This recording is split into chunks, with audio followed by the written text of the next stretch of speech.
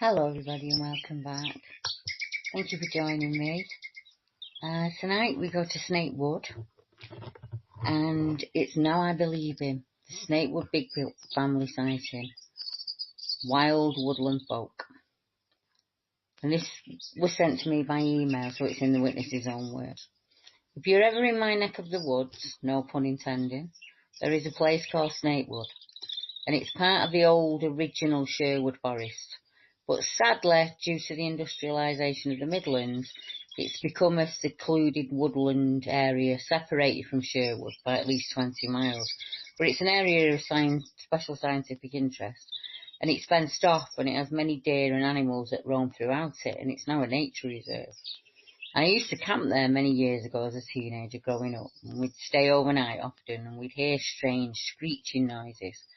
Now, it was not birds or any type of wildlife, as we were used to being in that area, and these noises stood out as strange, and some other strange occurrences added to the mystery of it all. We camped out here, or spent our days in Snape Wood, and our camp was ransacked one night as we lay in our tents. We were all zipped up in the tents, and something came into our camp and food was taken.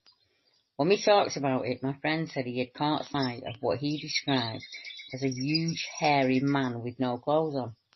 I never saw the creature at the time, but that night, seeing it changed my friend's life. He would often tell us over and over again about it as the years went by, and we'd have him on and jest about it to him. But to him, it was serious, and he used to go back there over the years on his own, and he'd sit for hours down there in the shrubs. And he was always coming back telling us that there was a family of 3 creatures that lived down there at Snapewood, the youngest being a child. And it looked, he said, like an ape-like creature, with right hind legs upright, and to be honest, we just thought he was nuts. He took us back there some 30 years later, and showed us where they could be seen from. And if you got up at the top of an old disused railway line embankment, overlooking that part of the woods where an old clay pond had formed, we were around half a mile away approximately, so we had a good view.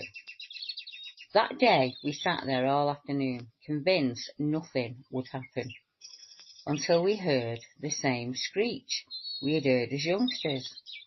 Even now I am lost for words about what happened next, as this huge chestnut-coloured hairy man thing emerged from the clearing towards the pond, and I watched it with 2 of my mates as it got into the pond and started bathing for over half an hour.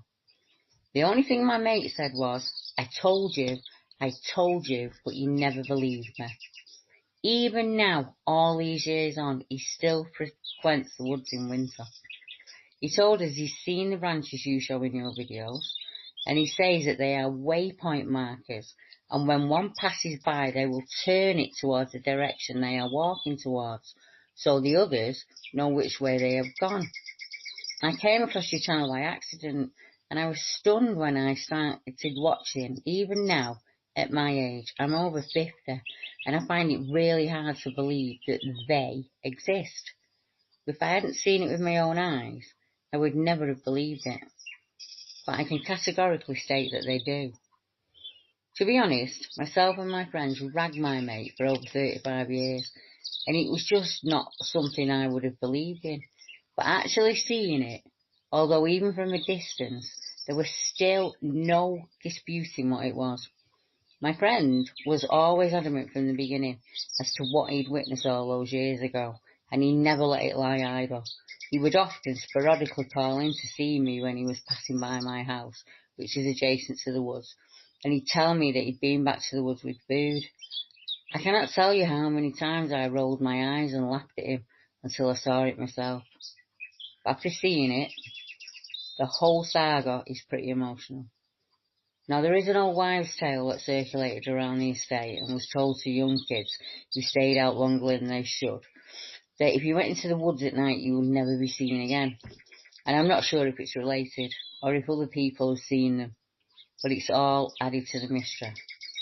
And these are people that frequent Snapewood there are people who frequent Snapewood with cameras and clipboards at certain intervals throughout the year.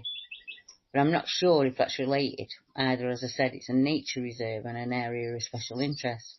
The canopy of the trees is extremely dense, and even in the darkest days it looks really dark in there. All I can tell you is I know what I saw that day on the railway embankment, and even now it blows my mind just thinking about it. Until next time, good night.